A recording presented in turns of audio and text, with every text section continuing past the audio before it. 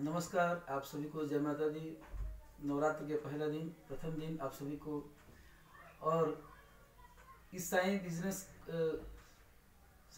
Club में मुझे मौका मिलने का डॉक्टर कृति जी का बहुत बहुत आभार प्रकट करता हूँ कि आपने आप सभी विद्वत जनों के बीच में मुझे भी मौका दिया, अवसर दिया। इसके लिए बहुत आभार प्रकट करता हूँ। और आइए आज हम चर्चा करते हैं कि नवरात्र में नौ दुर्गा की पूजा कैसे की जाती है। थोड़ा बहुत इस विषय पर हम चर्चा करेंगे। पूजा कैसे करनी चाहिए, माँ का पूजा करने का क्या महत्व है, इस विषय पर हम चर्चा करेंगे।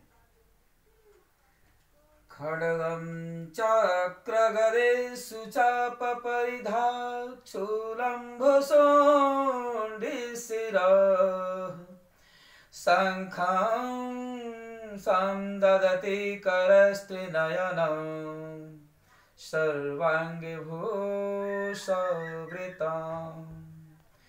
नीलाश्यमदुतिमास्य पाददशकां सेवै महाकालिकां यामस्तौ स्वपिते हरौ कमलजो हन्तुं मधुकैटभम् अक्षस्वकपरसुगदेषु कुलिशं पद्मं धनुष्कुण्डिकां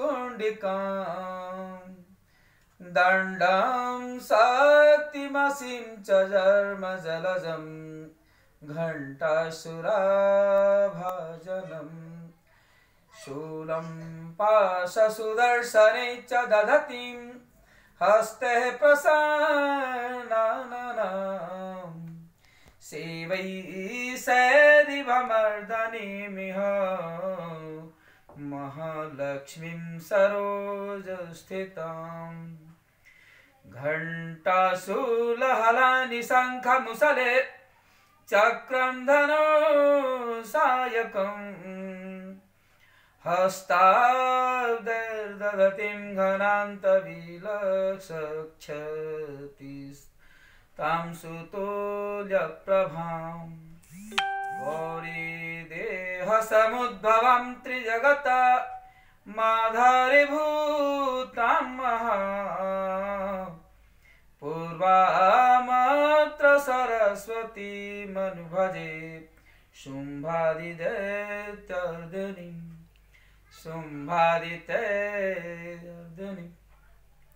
इस प्रकार से माँ का 3 चरित्र है, इसमें वर्णन किया गया है दुर्गा सप्तशती में, जो कि मार्कंडेय पुराण से लिया गया है। और प्राचीन काल से हमारे सनातन धर्म में माँ भगवती की पूजा की जाती है। जो माँ भगवती का उपासना करता है वे भक्तजन कभी किसी प्रकार के दुख में, कष्ट में नहीं आते। जो मन से माँ को मनाते हैं, उपासना करते हैं, युद्ध में घिरे हुए व्यक्ति भी घबराता नहीं है और अग्नि का भय से नहीं कभी डरता, उसको अग्नि भय कभी सताती नहीं। अर्थात किसी प्रकार का असाध्य रोग नहीं उसको लग सकता। माँ भगवती की उपासना करने से अपने जीवन को हम सफल बना सकते हैं। और दिन प्रतिदिन जो इसका नित्य उपासक बन जाते हैं माँ भगवती के पूजन का, उसका जीवन दिन प्रतिदिन ऐश्वर्यपूर्ण, सुखपूर्ण और बाधा रहित हो जाता है। वैसे तो माँ के 108 नाम हैं, नाम से हम जानते हैं, परंतु माँ भगवती के 3 चरित्र का पाठ किया जाता है। महाकाली, महालक्ष्मी, महासरस्वती के नाम से 3 चरित्र हैं जो दुर्गा सप्तशती में हमें पाठ करनी चाहिए। आइए हम चर्चा करते हैं कि पूजा करने का विधि, आज कलश स्थापना कैसे हम करें। तो सबसे पहले आचमनी किया जाता है। ओम अपवित्रः पवित्रो सर्वावस्थांगतोऽपि बाह्य स्मरेत पुंडरीकाक्ष सभ्याभ्यंतर शुचि। इस प्रकार से, इस मंत्र से अपने सिर के ऊपर जल का छींटा लगाएं और बाह्य शुद्धिकरण करें।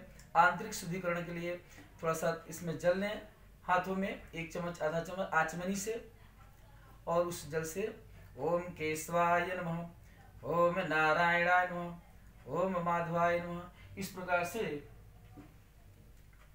ये आचमनी से हम इस प्रकार से लेकर अपने आंतरिक शुद्धि कर सकते हैं उस ओष्ठ से स्पर्श करके। पुनः शुद्धिकरण के बाद आसन शुद्धि करने और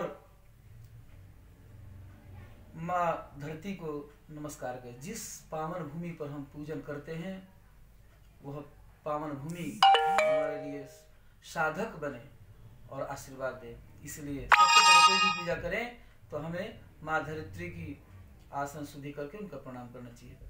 पृथ्वी तालुका देवी त्वं च धारिमां देवी पवित्रं कुरु चासनम, ऐसा करके जल गिराएं। उसके बाद माँ भगवती का अर्चना करने से पहले किसी भी पूजा को सनातन धर्म में छोटा या बड़ा पूजा किया जाए तो सबसे पहले गौरी गणेश का पूजा आवाहन किया जाता है। तो कलश के पास गौरी गणेश का, गाय के गोबर का पहले बनाया जाता था, अब हम सुपारी का भी बनाते हैं। चूँकि गाय का शुद्ध गोबर मिलना संभव नहीं है, शहर में गांव में मिल जाते हैं। सुपारी के गौरी गणेश बनाएं और उनका आवाहन करें। ओम अस्य प्राणा प्रतिष्ठन्तु अस्य प्राणाक्षरन्तु च अस्य देवात्वमाचये मामेतु च काश्चन ओम भूर्भुवस्सुरगणसाम्बिकाभ्याम सुप्रतिष्ठे वरदाम भवन्तु। इस प्रकार से गौरी गणेश का आवाहन करें, उनका आचमनी करें और 4 बार जल का स्नान कराकर शुद्धि स्नान, फिर गंधोदक स्नान, पंचामृत स्नान, इस प्रकार से उनका षोडशोपचार किया जाता है। फिर कलश की स्थापना की जाती है। कलश जिस भूमि पर रखी जाती है उस भूमि का स्मरण स्पर्श करें और नमस्कार करें। उसके बाद जौ, साफ सुथरा जौ मिट्टी में, साफ सुथरा मिट्टी में मिलाकर वहाँ रखे जाए और उसके ऊपर कलश को स्थापित किया जाए। कलश में रोली, चंदन, हल्दी जरूर अवश्य डालें। सर्व औषधि मिल जाए तो और अच्छी बात है। सुपारी, लौंग, इलायची इत्यादि और दुर्वा उसमें कलश में दी जाती है। उसके बाद आम्रपत्र के ऊपर पुण्य पात्र, उस पुण्य पात्र के ऊपर एक नारियल रखा जाए। क्योंकि कलश में ब्रह्मा, विष्णु, महेश, चारों वेद और सभी तीर्थ स्थान की नदियां समाहित होती हैं। इस प्रकार की कलश स्थापना अत्यावश्यक है किसी भी पूजा में। कलश पे हम अपने घर की कुल देवी देवताओं को अवश्य पूजा करें।